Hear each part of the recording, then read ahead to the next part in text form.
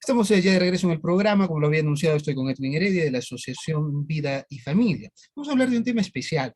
El Papa Francisco ha dado una entrevista hace unos días a un periodista español. La entrevista ha sido realmente interesante porque ha tocado varios puntos, pero específicamente ha tocado dos con mucha dureza. Uno de ellos en específico ha sido realmente para mí impactante, los términos que utilizó el Papa Francisco sobre el aborto. Y el otro tema, la eutanasia. Hoy hablamos con Edwin Heredia al respecto. Edwin, gracias por estar con nosotros.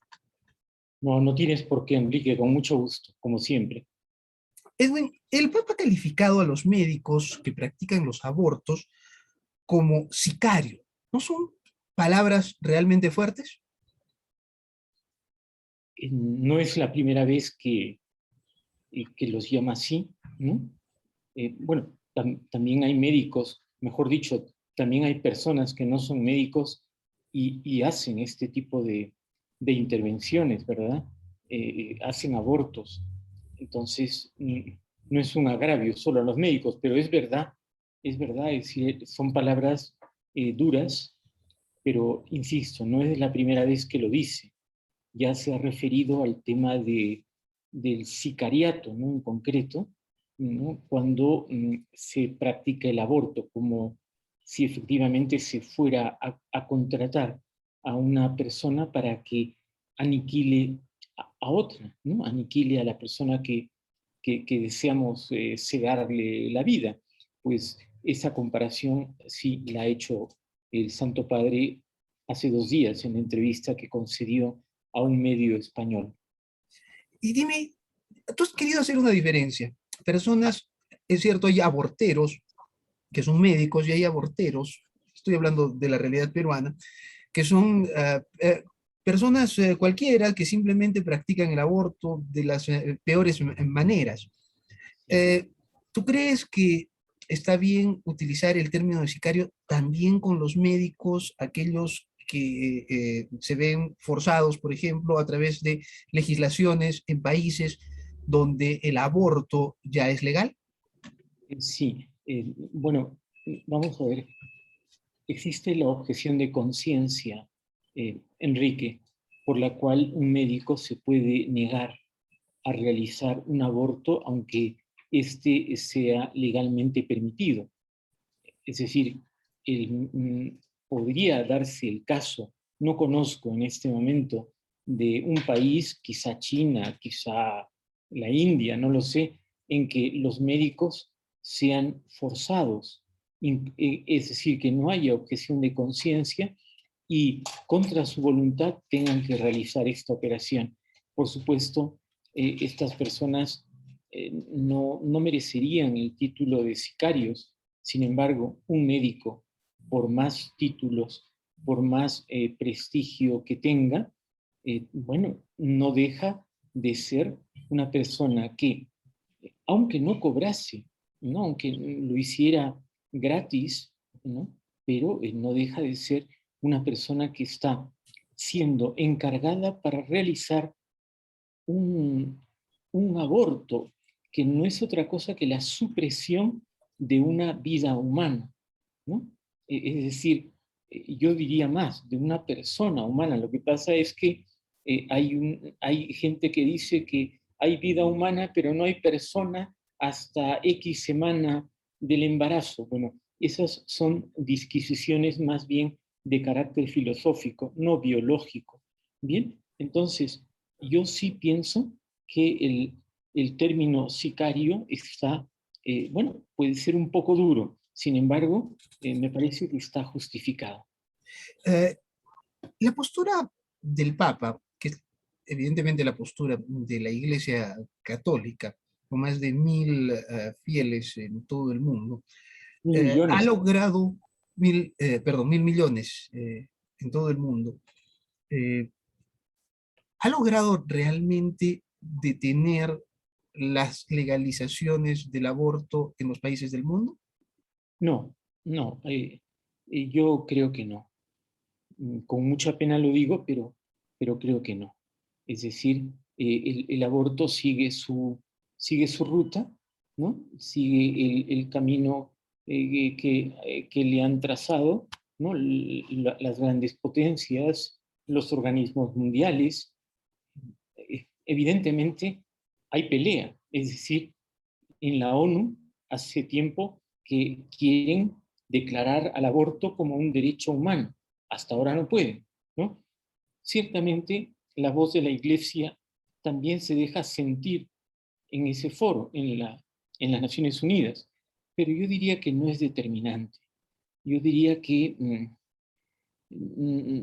no, es evidente que sí, que más que nada el tema influye en la conciencia personal de los católicos, por supuesto, pero en el tema de la legalización del aborto, de la agenda del aborto en el mundo, creo que no hay mayor eh, eh, influencia de parte de la Iglesia y del Romano Pontífice.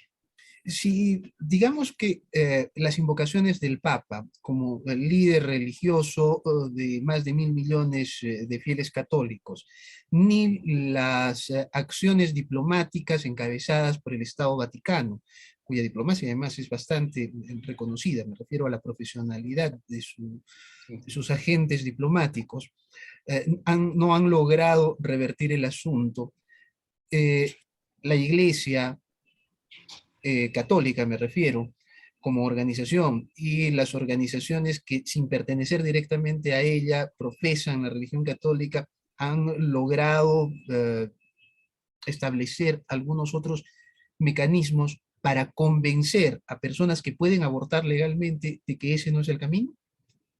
Sí, efectivamente hay instituciones, eh, mm, vamos a decir, que por constitución han nacido para eso, se denominan instituciones pro vida, ¿no?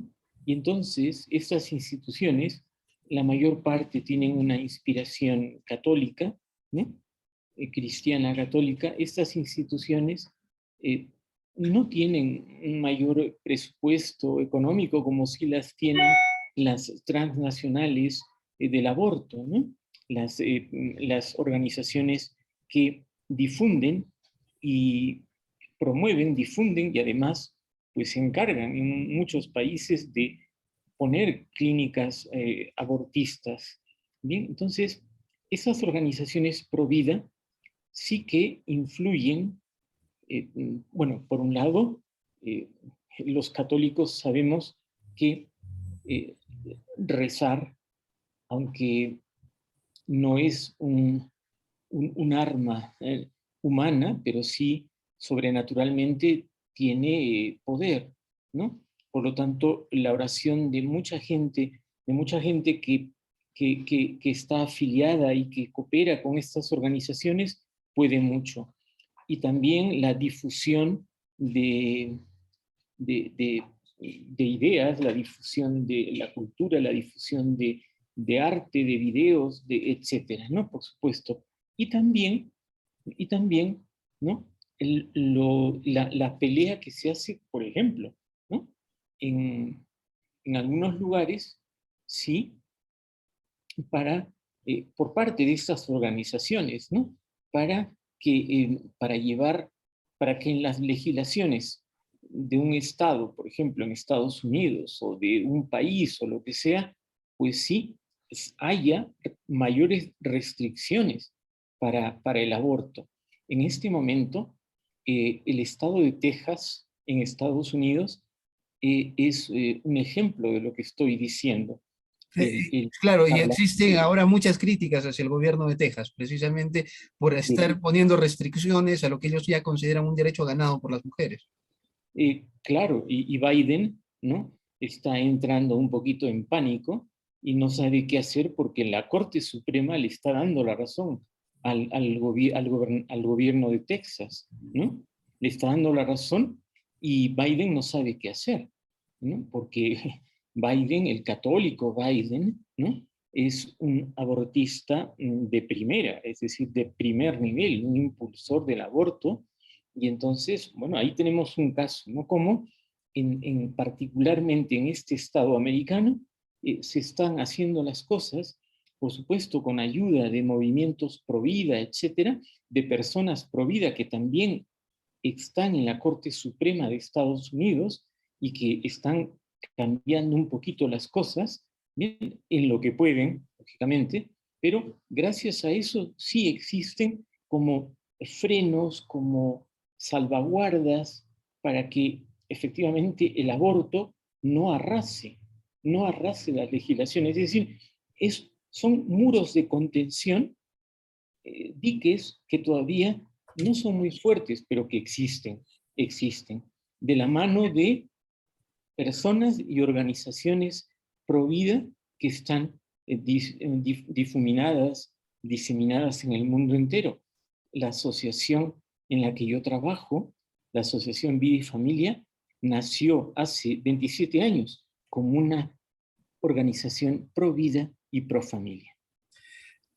Una de las teorías establece que muchas mujeres no abortarían si es que tuvieran la asistencia, por ejemplo, de los estados o apoyos de algunas organizaciones para poder llevar el embarazo, y no solamente eso, sino luego para poder mantener a la familia. Muchas de estas personas son personas pobres, en algunos casos también son adolescentes, o podrían ser personas jóvenes, mujeres jóvenes, que no tienen acceso a trabajo y a estas cosas, y que se ven forzadas precisamente por su necesidad a buscar el aborto como una solución, a veces empujadas inclusive por sus familiares. No sería de una manera más efectiva de convencer a esas personas de que no aborten si se les diera los apoyos económicos necesarios, si se les hiciera el acompañamiento que se requiere y se le pudiera garantizar de alguna manera que pueda obtener un trabajo que le permita mantener al niño que lleve en su vientre. Sin duda alguna, estas organizaciones pro vida que están en todo el mundo, ¿no?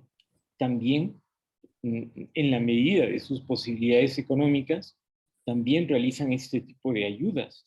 Es Es muy más, difícil. ¿Por qué es tan fácil conseguir fuerte financiamiento internacional en las organizaciones que buscan la legalización del aborto? Y es tan difícil para las organizaciones que buscan, por ejemplo, dar asistencia a las mujeres para que no aborten. bueno, la respuesta es bastante sencilla, Enrique. El aborto está promocionado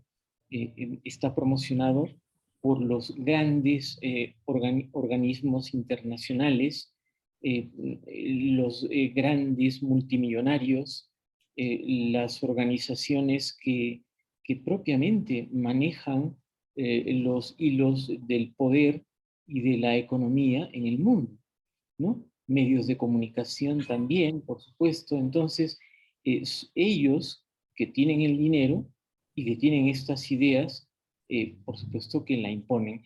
Yo diría que eh, mm, organizaciones que pueden tener cierto poder, ¿no? Cierto poder y que podrían influenciar a favor de la vida, y también en el tema económico, con respecto a las otras, apenas yo diría que alcanzan a un 10%. El 90% de las instituciones más bien se dedican o son neutras, o se dedican a promover el aborto también financieramente. Yo quería responder también la pregunta anterior diciéndote que estas organizaciones, por supuesto, ayudan para que la mujer en ese estado, ¿no? Tan difícil, que requiere tanto acompañamiento, tanta ayuda, pues pueda tenerla, ¿no? No solamente ayuda material, sino también ayuda psicológica, ayuda emocional, ¿no? Eh, Bienvenida la ayuda material, bienvenida la ayuda emocional, pero también, por ejemplo, a veces hasta se ponen muchos obstáculos para que la criatura pueda ser, una vez que sea dada a luz, pueda ser otorgada en adopción, ¿no? Esta, para mí, es una medida que ayudaría muchísimo, porque o sea, tú te encuentras con matrimonios que no han podido tener hijos y que tienen que esperar años, años, Enrique, 2, 3 o más años, para poder acceder a la adopción de una criatura. Y yo digo, ¿por qué? ¿Por qué? Es verdad, hay que tener prudencia, pero por qué dilatar tanto? ¿Por qué poner tantas dificultades? Y más bien, no crear mecanismos en estas organizaciones, en la sociedad, para que, bueno, pues hayan casas de acogida, ¿no? A estas personas que les ayuden a dar a luz y que luego, evidentemente, si lo desean, porque ellas son las madres, ¿no? Pero si no desean tener el hijo y quieren abortar, yo diría que es lo mismo que lo den a luz y que luego lo entreguen y así salvarán la vida de su hijo. Entonces, es Otra, un mecanismo muy, vamos a decir, muy pertinente y que lamentablemente es poco utilizado. claro, la otra posibilidad es que a las mujeres se les pueda garantizar el acompañamiento posparto, inclusive, para que no entreguen ni siquiera en adopción al hijo, sino para que estén junto con él y le puedan ser una Sería, familia. Este, sería lo mejor, porque nadie quiere el desprendimiento. Sin claro, embargo, sin embargo, ¿quién quiere eliminar la vida? ¿No? el, Esto no sería bueno, por ejemplo, evidentemente una de las personas más influyentes en el mundo es el Papa. El Papa lo he escuchado pronunciarse en entrevistas, a través de publicaciones, pero no lo he visto encabezar, por ejemplo, una jornada de recolección de fondos específicamente, no dirigido al común de la gente, que bien podría ser, sino tal vez a las grandes empresas, a los empresarios católicos, para que destinen una parte de sus ganancias precisamente a apoyar campañas reales de aborto, tal vez no tan propagandísticas, sino más directamente para acoger, apoyar eh, pre y posparto a las personas que están dejando de abortar precisamente porque se les da una alternativa. ¿No sería bueno que se utilice sí, la influencia del Papa, de cardenales, de obispos, para sí, levantar fondos y apoyar a instituciones para esos fines directos? sí, Enrique, tienes muchísima razón y así debería ser. En la Iglesia, en el Vaticano, existen, eh, existen organismos, ¿no? Que están para promover la vida humana, para promover a la persona, a la familia, existen, ¿no? Organismos dentro de la estructura del Vaticano. Entonces yo pienso que lo que has dicho es maravilloso, es lo que se debería hacer. Es decir, bueno, el aborto es, fíjate, hemos hablado de esto en varias oportunidades, son 40 millones de abortos al año en el mundo entero. No se sabe la cantidad exacta, pero se estima, ¿no? Y la mayor parte son en el continente asiático, ¿no? China, India. Pero, ok, veamos Occidente, que es lo que más tendríamos a la mano. ¿Cuántos abortos pueden haber en Occidente? 10 millones. Bueno, pues vamos a tratar, como tú dices, de crear una organización, si es que no existe ya, específicamente, exclusivamente para la captación de fondos y el desarrollo en cada país, ¿no?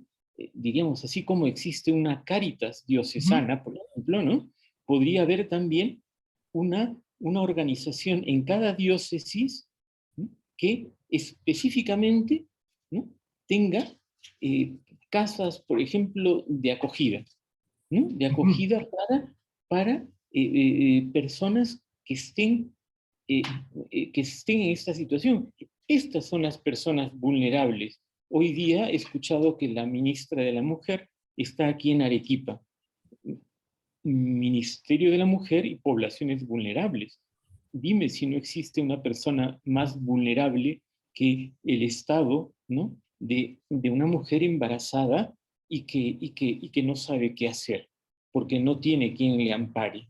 Entonces, bueno, pues ahí deberían destinarse muchos fondos ¿no? Que los hay, que los hay. Públicos y privados, Públicos y pero como privados. digo, tal vez en el mundo privado una sola convocatoria del Papa podría ayudar a recolectar fondos que podrían salvar muchísimas vidas. Edwin, te agradezco muchísimo Te por doy eso. toda la razón, Enrique, te doy toda la razón porque yo pienso que el aborto puede ser en este momento el mayor drama de la humanidad. De hecho, ¿dónde tienes 40 millones de muertos en el mundo por año? El COVID tan temido se ha llevado creo que a 2 millones de personas en un año, ¿no? 2 millones. El aborto se lleva a 40. Y 40, además, con la desgracia de otras 40 millones de mujeres que han hecho eso y que vamos a ver cómo quedan, ¿no? Física y psicológicamente. Entonces, el camino es ese, sin duda alguna, para poder fortalecer, ¿no?, la posición de también tantas instituciones pro vida que podrían ayudar ante una iniciativa de esta naturaleza. Me parece muy bien, Enrique. Gracias, Edwin. Ha sido interesante conversar contigo como casi siempre. Dime, se nos quedó el tema de la eutanasia, tal vez lo podamos tocar en un siguiente programa. ¿Cómo no? Claro que sí, por supuesto. Perfecto. Ha sido Edwin Heredia de la Asociación Vida y Familia. Gracias a ustedes por habernos acompañado. Nos reencontramos mañana. Muy bien.